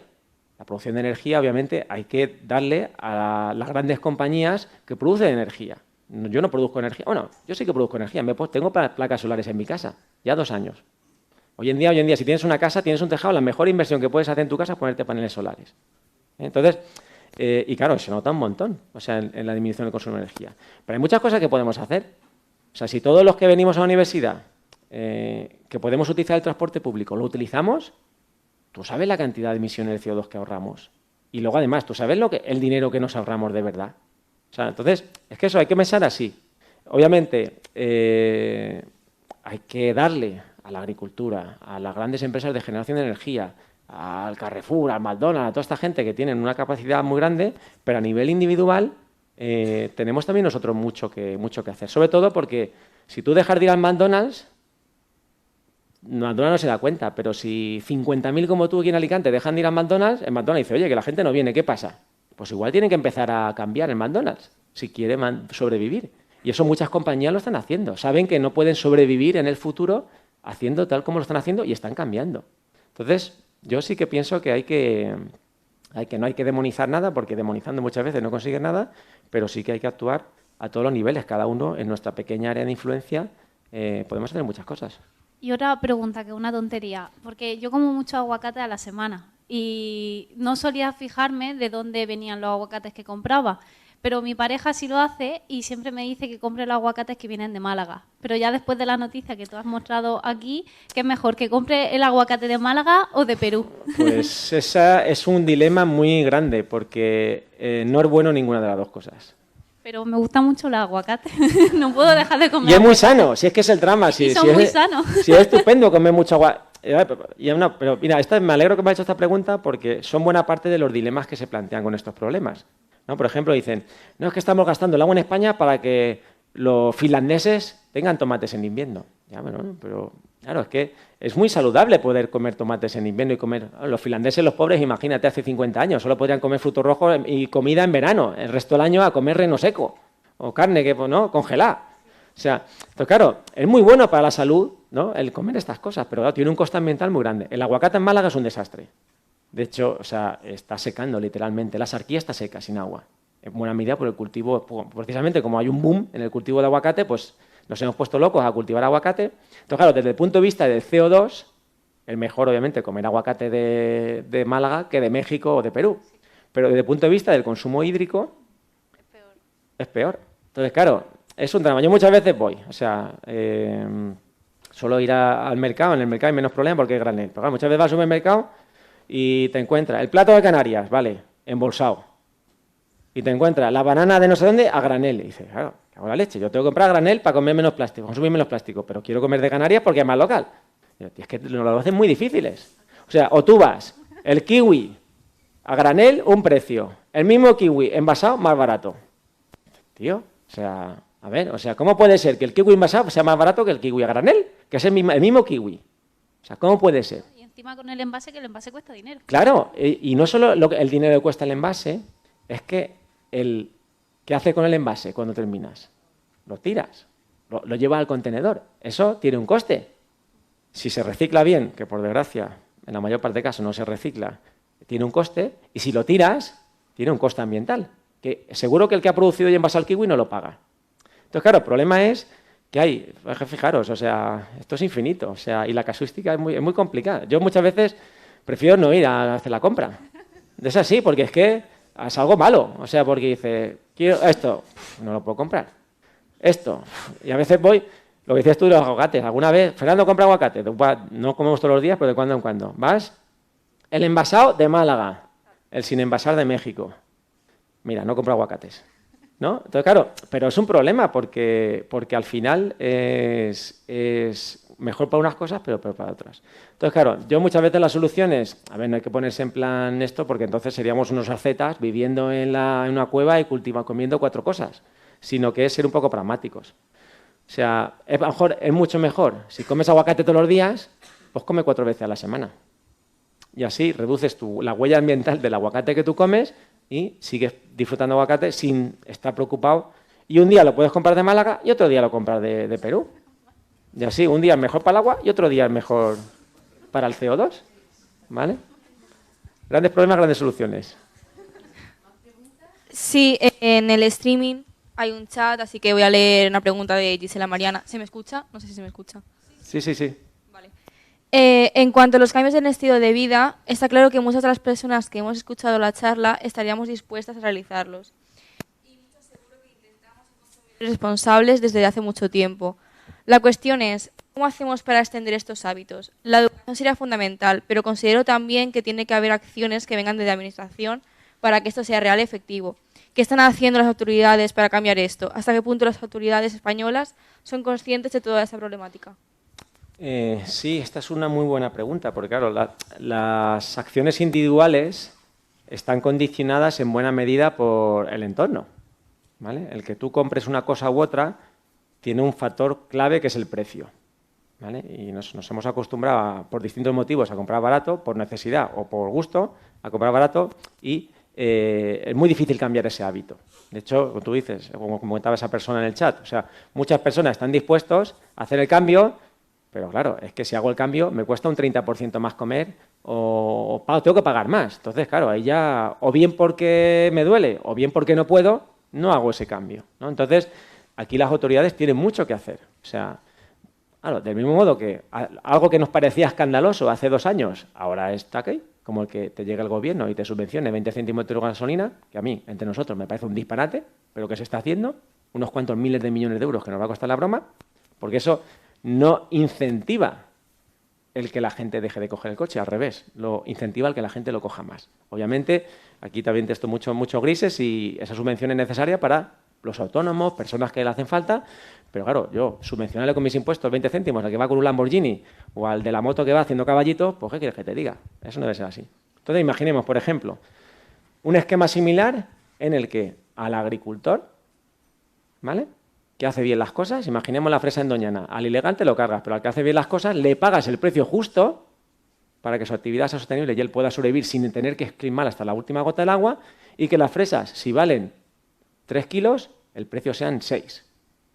Pero que luego el gobierno establezca un programa de control de precios en función de la renta, que se puede hacer. O sea, es cuestión de voluntad. Y de modo que ahora se está subvencionando la gasolina o el transporte público, se subvencione determinados productos para que se consuman y se produzcan de una manera más sostenible. Me linchan en algunos sitios por decir esto. Pero, a ver, que las administraciones tienen mucho que hacer. Por ejemplo, y me consta que hay iniciativas al respecto, aquí en la Comunidad Valenciana hay un proyecto precioso de agrocompostaje impulsado por la Consellería para evitar las quemas agrícolas, ¿vale? Y eso la administración, la que muchas veces no puede obligar por ley, o sea, legislando y incentivando el que se cambien el cómo se están haciendo las cosas. Y para mí un aspecto fundamental, y esa sí que es una medida a aplaudir, el fomento del transporte público. Entiendo, obviamente, que no puedes poner transporte público gratis sin EDIE, pero bueno, lo que no puede ser es que un billete de AVE a Madrid te cueste ir y venir 150 euros. ¿Quién puede pagar eso? ¿No? ¿Qué es lo que vale? Entonces, oye, pues unos precios que hagan que la gente pase del transporte privado al público, porque es por el bien común y por el bien de la persona que lo realiza. O sea que aquí, como digo, las administraciones tienen mucho que hacer. Nosotros también, como individuos, por supuesto, pero las administraciones también.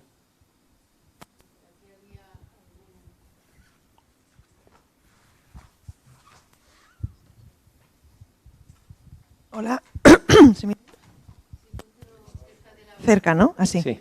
Sí, no, yo solo quería hacer un comentario, también está un poco relajado con lo de los aguacates y tal, que era un comentario simplemente que cuando has mencionado y has puesto la fotografía del libro de Forgotten Billion y has dicho 1 millón de personas, y yo he pensado, está todo el mundo muy tranquilito y que yo sepa no hemos llegado a 1 billón, afortunadamente, porque billion en inglés se traduce como 1000 millones. Entonces, claro, serían 1000 millones. Que vamos de camino a los 8000 millones, pero a 1 billón, que yo sepa, no hemos llegado. Sí, tienes toda la razón. O sea, son 1000 millones de personas las que están en la pobreza. Claro. Tienes razón. Es que siempre tendemos a no acordarnos que no se puede traducir Tienes toda la billón razón. por billón, que es 1000 millones. Y cada vez que se habla de billions es 1000 millones. Efectivamente. Solamente era eso. Pues gracias por la puntualización. Tengo que corregirla porque siempre que pongo esa diapositiva lo digo mal. Yo digo, pero nadie dice nada de 1 billón de personas. Digo, yo me voy de este planeta, pero ya. Tienes toda la razón. Gracias. Sí. Fernando, enhorabuena por la presentación que nos has hecho. Gracias. Porque no ha sido una, han sido varias bofetadas de la realidad que estamos viviendo realmente, ¿vale? Pero bueno, aparte de que con algunas cosas puedo discrepar con tu forma de ver los problemas que hay, lo que más me llama la atención y lo que siempre llevo mucho tiempo que me llama la atención es cuando veo un mapa mundi y veo las zonas áridas y veo la tierra y veo la cantidad de mar que hay y la cantidad de agua que hay. Y has mencionado la palabra, porque si no hubiera dicho nada, ¿vale? Porque digo, yo no soy experto, además soy un neófito total. El tema de la desalación es una cosa que me llama la atención. ¿Cómo no esa tecnología de utilizar el agua, la cantidad de agua que tenemos en los océanos, ¿no? Y yo soy economista, pienso que es un tema al final del coste, ¿no? Porque la otra agua nos cae del cielo, ¿no? Pero es que ya no cae del cielo. Lo estamos viendo con la energía ahora, ¿no? Parecía que eso estaba todo controlado y de momento todo el mundo está viendo la perra cómo se ahorra el dinero, ¿no? Yo pienso que es un problema económico, pero una solución la tenemos que tener por ahí, porque esperar que caiga o esperar que las fuerzas solares que nos decían ayer la fantástica ponente, que aminoren y tal y que cual, eso puede ser un poco tremendo, ¿no? Entonces, aprovechar esa agua con la tecnología que hay, porque hay cosas, ¿no? No es que es cara, joder, cara, ¿qué es caro y qué es barato hoy en día? ¿No? ¿Qué es caro y barato? Únicamente tu opinión del tema de la desaladora sobre todo. Pues tú mismo lo has dicho, además lo sabes mejor que yo, que eres economista, es el precio. O sea, es decir, el hecho de que en España no se haya utilizado más agua desalada hasta ahora de la que se utiliza, que, a ver, es fundamentalmente el precio. Es decir, aquellas regiones que no tienen acceso a otra fuente de agua, las Islas Canarias, agua desalada, sí, o utilizan agua desalada o no tienen agua. O sea, pero en el resto de regiones, o sea, el uso de agua desalada está directamente proporcional a la capacidad de tener acceso a otras fuentes. Cuanto más acceso tengo a otras fuentes, menos agua desalada uso. ¿Y eso a qué se debe? Única y exclusivamente al precio. ¿Por qué? Porque aquí tienes dos costes, sobre todo para agricultura. Son muchos costes, ¿no? Pero hay tres cuestiones fundamentales. El coste de la energía. La desalación es un proceso que aún a día de hoy es energéticamente costoso y, claro, y más en el contexto en el que estamos en estos momentos, a los precios de la energía que hay, pues claro, el agua desalada sale un coste. Claro, sí, pero hasta ahora todavía no se han puesto. O sea, es decir, claro, ahí la solución es que todas las plantas de desalación se alimenten con renovables, obviamente. Entonces el problema ya lo quitamos. Pero a día de hoy no está. O sea, a día de hoy es el coste de la energía.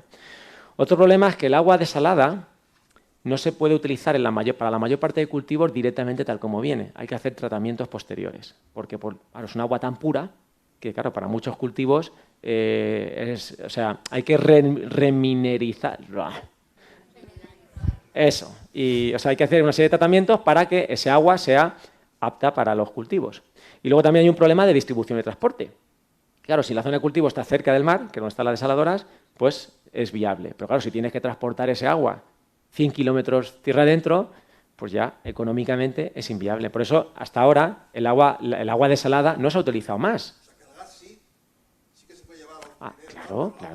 Claro, pero por una cuestión de precio, porque por el gas están dispuestos a pagar. Pero por el agua los alemanes no, porque ellos tienen su agua. Si los alemanes dieran nuestra agua desalada, ten por seguro que habría un canal ya, vamos, desde el día 1, pero ellos otra cosa no, pero agua tienen más que nosotros, de momento. Entonces, claro, pero como el gas no necesitan, no te preocupes que eso se hace. Pero eso es una cuestión, tú eres economista, es una cuestión económica. ¿Pero qué va a ocurrir en el futuro? Que no nos va a quedar de otra. Por eso, es que claro, esto yo me digo, muchas veces todos estos problemas es como ir en un coche. No es lo mismo ir a 120 y estrellarte que ir a 60 a estrellarte. Entonces, claro, muchas veces en vez de ir frenando para estrellarnos a 60-40, al revés, a veces vamos acelerando y, claro, nos vamos a estrellar a 150. ¿Por qué? Porque en el caso del agua va a llegar un momento que es que no hay una discusión de trasvases, sí, trasvases, no, es que no habrá discusión porque no hay trasvase, es desalación. Entonces, ¿quién la puede pagar? Y dirá, es que no la puedo pagar. Pues entonces la producción agrícola va a caer de golpe a 1/3 de lo que es a día de hoy. ¿No sería mejor, primero, no crecer más? Porque si crecer más, o sea, cuanto más crezca, más va a bajar de golpe. Claro, porque es que esto es así. O sea, entonces, hasta ahora el sistema económico y socioeconómico, tú lo sabes mejor que yo no soy economista, es maximizar los beneficios a corto plazo sin tener en cuenta la sostenibilidad de este modelo a largo plazo. Y esto es lo que tenemos que cambiar, pero es que por necesidad. O sea, porque vamos a ir a usar agua desalada, nos guste o no, porque no vamos a tener otra fuente de agua, nos guste o no, y tendremos que pagar lo que cueste. Y claro, y si no la paga el usuario final, pues la acabaremos pagando todos subvencionando a esos usuarios. Es decir, si no la paga el agricultor, pues al final la pagaremos todo en nuestro recibo del agua, como hacemos ahora mismo con otros conceptos que los pagamos todos. Pero es que es así. O sea, la única respuesta por qué no se usa más es estrictamente económica. Decir que también un problema que hay con las desaladoras es que tú para producir la desalación necesitas energía. Ahora mismo no es posible utilizar únicamente energías renovables porque no dan abasto. Y el problema que tienen las renovables también es la acumulación. Es decir, si tú utilizas el viento y utilizas el sol, lo estás convirtiendo inmediatamente en energía en el momento en que se está produciendo. Pero no puedes utilizarlo en picos de necesidad de energía cuando no lo estás produciendo. Entonces lo tienes que acumular. El problema de la acumulación, primero, es que no tenemos suficientemente desarrollados los acumuladores como para poder acumular toda esa cantidad de energía disponible que tenemos. Y otro problema de los acumuladores es que utilizan litio. El litio es altamente contaminante. El litio es altamente escaso. Está en países que nos cuesta mucho dinero. Entonces, ahora mismo las renovables tenemos que fomentarlas, pero no podemos depender únicamente de las renovables hasta que no se desarrolle mucho mejor pues la investigación y todo lo que conlleva para poder utilizar únicamente renovables.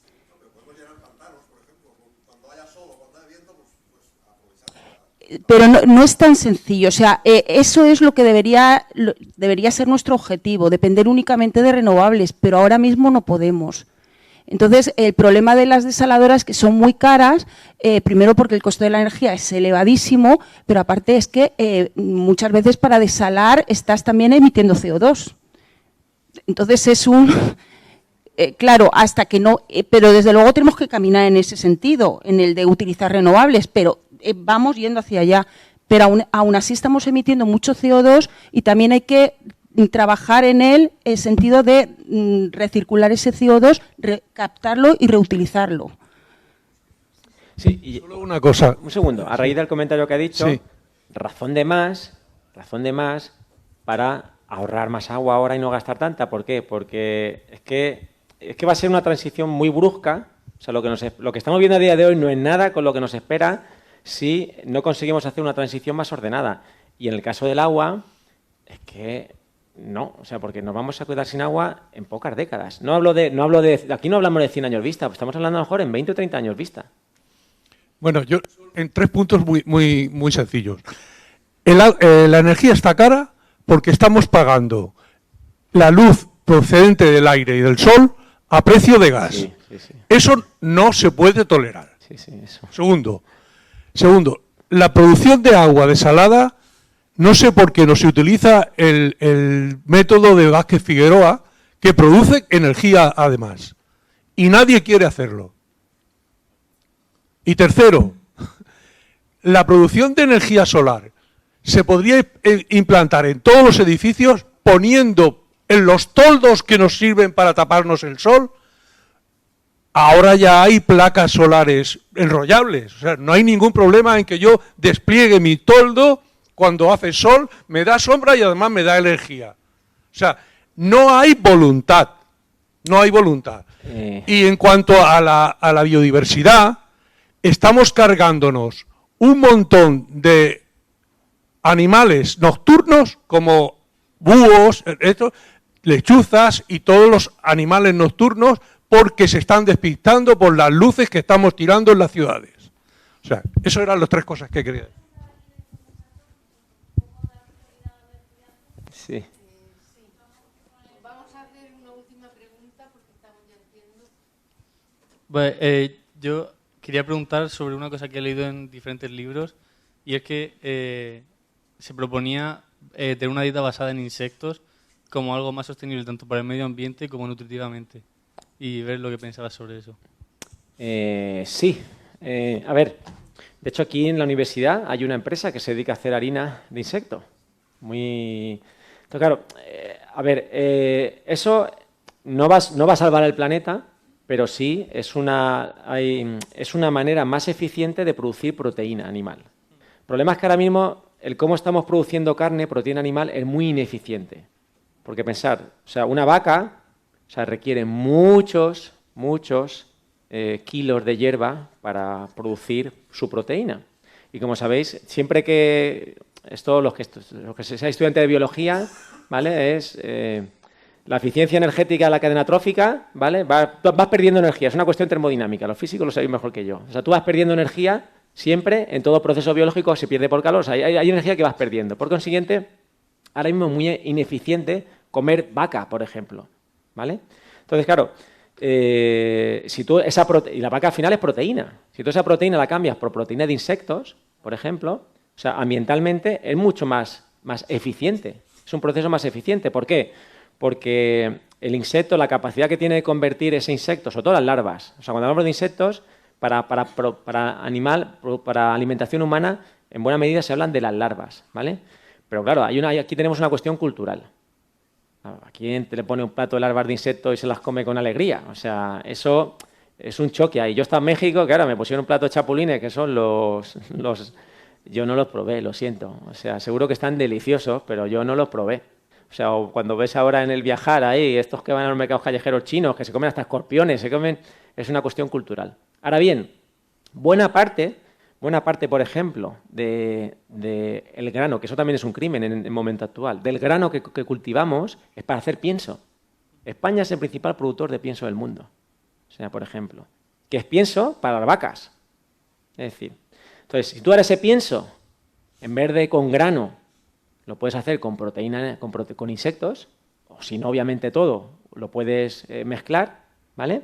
Entonces, ahí sí que entonces te lo puedes comer. Si tú llegan y en comida procesada, no tenemos que comer comida procesada, pero ahí está. O sea, si tú parte de las harinas que utilizas para hacer esa comida las sustituyes cuando son harinas animales por harinas de insectos, por ejemplo, o en acuicultura que se utiliza harina de pescado, si lo utilizas por harinas de insectos que nutricionalmente tengan perfiles similares, pues entonces sí que puedes tener un efecto muy positivo.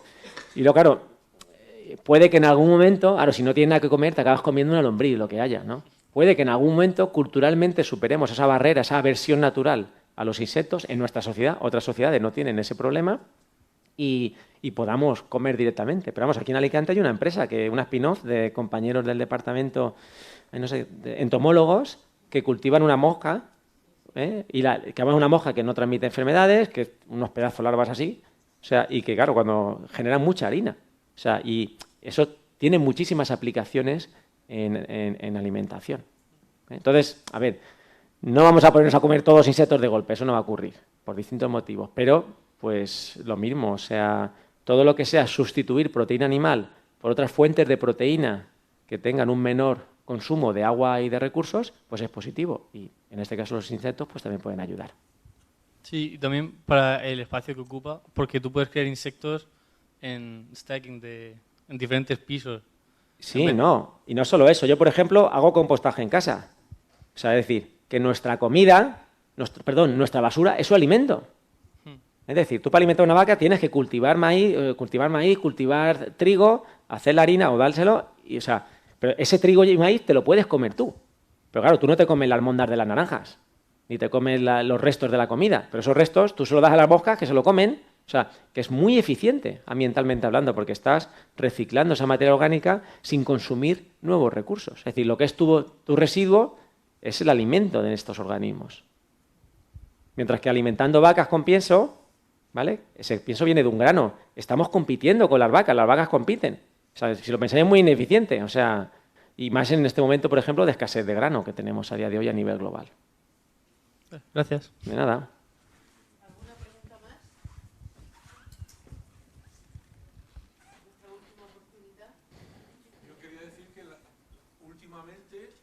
Cuando vas viajando en coche, el cristal del parabrisas no se te llena de insectos. Ya llevan muchos.